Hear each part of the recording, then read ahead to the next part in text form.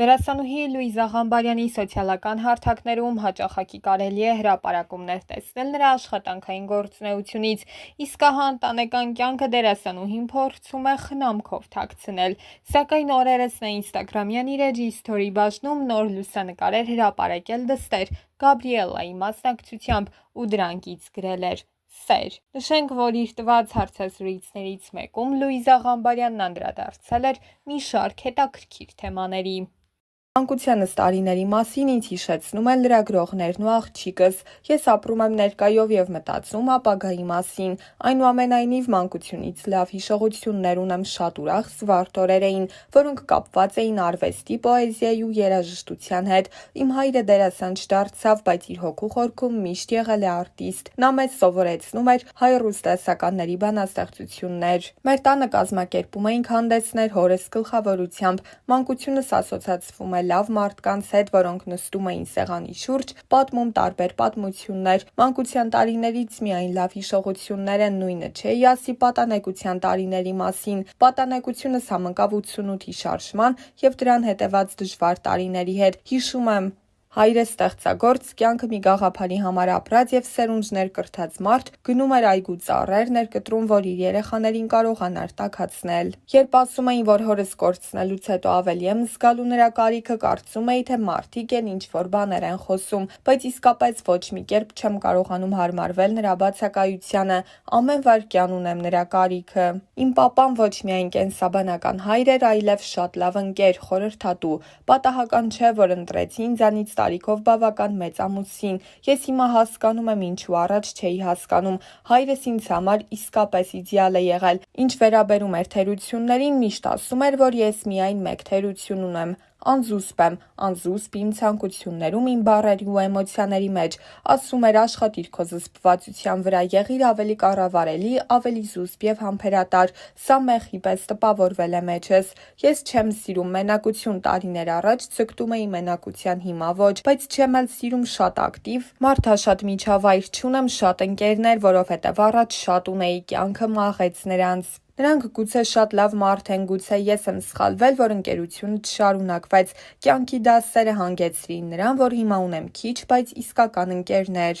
Ժամանակի ազդեցությունը իհարկե շատ մեծ է, թե կնոջ, թե տղամարդու ինքնադրսևորման վրա, բայց մեծ հաշվով կարծում եմ, որ մարդը ինքն է որոշում իր ճակատագիրը, նաև թե ինչպես պետք է հասնի իր ձգտումներին։ Մի լավ խոսք կա, ուզում ես լինել երջանիկ, եղիր, թե ինչպես ես հասնում դրան, դա քո գործն է և քո որոշումը։ Մեկի համար դա ցանկացած պատ և բարոյական նորմ քանդելը և ամեն գնով ուզածին հասնելն է, բայց մարդ էլ կա, որի համար հստակ սահմանափակումներ են դրված, ասենք նա երբեք չի կարող ուրիշի երջանկության հաշվին կառուցել իր երջանկությունը։ Ես դրական եմ ընկալում տղամարդկանց և առաջին հերթին նրանց մեջ դրական հատկանիշներ եմ փնտրում, տղամարդկանց ավելի ընդունում եմ, քան հակառակը։ Կան կանայք, ովքեր տղամարդկանց մեջ տեսնում են հակառակորդի, որսորդի կամ շան, կարծում եմ այդպիսի կանանց կյանքում ինչ-որ բան սխալ է ընթացել։ Ես գնահատում եմ տղամարդկանց, կարևորում եմ նրանց անհրաժեշտությունը կնոջ կյանքում։ Կինը կին է, երբ իր կողքին կա տղամարդ, որի ուսին կարող է հենել գլուխը։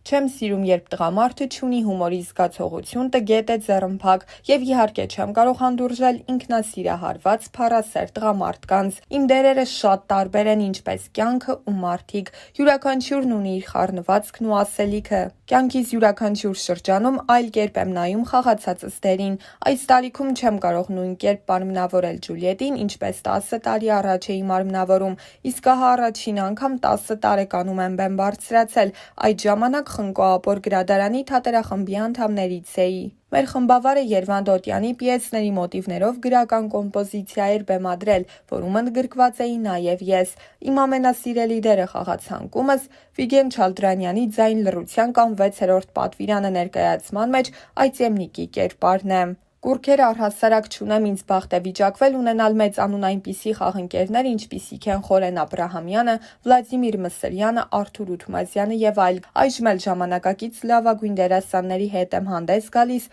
նույն բեմում, սակայն Մերիլ Սթրիփի հետ մի խորքային ֆիլմում կցանկանայի հանդես գալ։ Ինձ համար ամենաթանկ մրցանակը Լեփլեցուն դահլիճներն ու գնահատող հանդիսատեսն են։ Իմ ամենամտերիմ ընկերուհին սակայն այս ոլորտից չէ, բնագավառում էլ շատ լավ գործընկերներ ունեմ, որոնց հետ հիանալի հարաբերությունների մեջ եմ, բայց իմ ուսուցչի Արմեն Խանդիկյանի խոսքը ինձ համար շատ ազդեցիկ ու ծանրակշիռ է, իմ բնույթով հայտնի մարդու խառնվածք չունեմ, չեմ սիրում, որ ինձ ճանաչում են, մի փոքր քաշվում եմ ու չեմ կարողանում վայելել պահը, հայտնիությունը սահմանափակում է իմ ազատությունը, շատ պարտավորեցնող է, պետք է կարողանաս արդարացնել քեզ վստահող մարդկանց սպասելիքները։ Լուիզան նաև հրապարակման էր հանդես եկել ինստագրամյան իր էջում տեղադրելով լուսանկար, որին կից գրել էր. «Ես հոգնել եմ, ուզում եմ հենվել որևէ մեկին», նշելով, որ դա ներկայացումից մի հատված է։ Չնայած իր ակտիվ դերասանական գործունեությանը գաղտնիք չէ, որ Լուիզայի անձնական կյանքը միշտ առավել շատ է հետաքրքրել հանրությանը։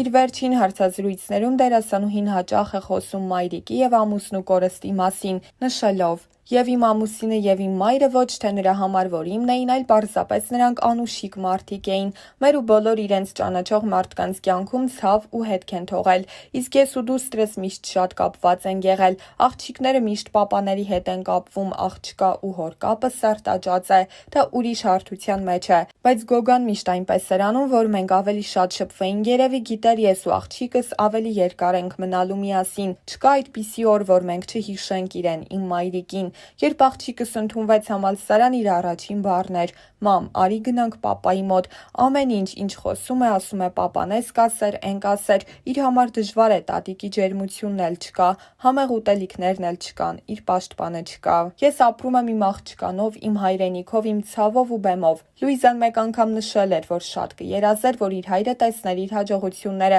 որոնք ունեցել է կյանքում։ Դերասանուհին ընդգծել էր, որ հիմա ավելի շատ իր մայրիկի հետ է խոսում և մայրիկի կարիքն ունի։ Դերասանուհին պատմել էր նաև իր և ամուսնու վերջին զրույցի մասին. «Ապրիլի 3-ն էր մի քանի ժամ առաջ իր մահից։ Ինքը ինձ ասաց իմ բարի ու համարձակ Լուիզ։ Գարեջուր ուզեց, տվեցի, գիտեի, որ չի կարելի, բայց տվեցի։ Նստեցինք իրար կողք, փորձեցի ծիծաղեցնել, ինքն էլ փորձեց ծիծաղել։ Մեծերիցս լսել էի մարդիկ մահից առաջ սիրուն անում են, ինքն էլ սիրունացել էր, զգացի, որ այդ պահն է գալիս։ Ասաց խոստացիր, որ Գաբիի համար կանես ամենաճաշակով հարսանիքը, իր մոտ ամեն ինչ լավ է լինելու, ինքը կանի ճիշտ ընտրություն։ Ես նրան չեմ կորցրել, նա ներկա է, որովհետև այնքան շատ բան է թողել։ Ես իհարկե դեմ եմ հիշողությունների հետ ապրելուն, այն մարդիկ, ովքեր ապրում են միայն անցյալով, կորցնում են ներկայի զարկերակը, բայց նա այնքան մնայուն բաներ է թողել, արժեքներ, սովորույթներ, խորհուրդներ ու խոսքեր, քանի որ շատ բարի և իմաստուն մարդ էր և գիտեր,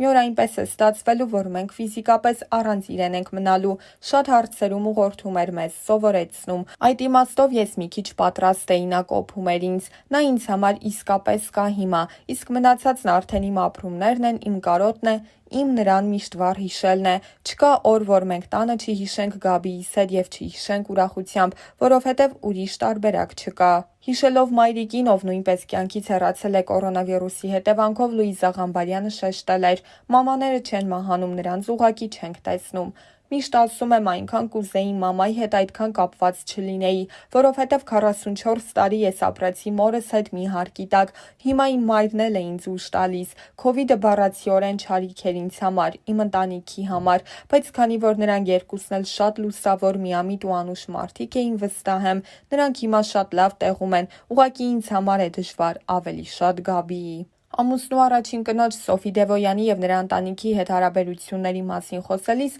Լուիզա Ղամբարյանն ընդգծել էր, որ իրենք մեծ ընտանիք են և Գյորգիի մահից հետո ավելի են մտերմացել։ «Մենք միշտ եղել ենք բարեկիրթ և անկեղծ, որովհետև մեզնից ոչ ոք այլևս որևէ ակնկալիք չի ունեցել մեկը մյուսից։ Երբ ես հայտնվել եմ, ամեն ինչ վաղուց արդեն խաղաղությամբ տեղի էր ունեցել, իսկ Սոֆին շատ խոհեմ կին է, ինքնաբավ, կարծում եմ ինքն էլ նույն կարծիքն ունի իմ մասին։ Մենք միմյանց հետ բացառիկ անկեղծ ու սիրալիր հարաբերություններ ունենք։ Կորստից հետո նորից հասկացանք, որ հիմա ավելի քան անհրաժեշտ է միմյանց նեցուկ լինել։ Նա ինձ այնպիսի խորհուրդ է տվել, որը կարող էր տալ միայն սիրող մարդը»։